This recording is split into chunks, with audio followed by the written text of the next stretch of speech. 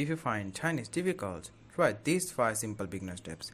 First, Chinese has no alphabet, so instead of searching for A, B, C, focus on memorizing characters. Each character has its own meaning. Second, learn pinyin. It's the romanticized system that helps you pronounce Chinese words using English letters. It's your best friend in the beginning. Third, start with basic words like ni hao, wo, ni, etc. Don't waste time on advanced vocabulary. You won't use it yet. Fourth, if you are new to Chinese, I highly recommend learning Mandarin. It's spoken over 730 million people and is the official language of China. 5. Remember, Mandarin is a tonal language. It has 4 tones plus a neutral tone. Changing the tone changes the meaning.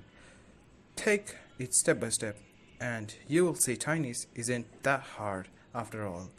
Keep learning, and don't forget to like and follow for more.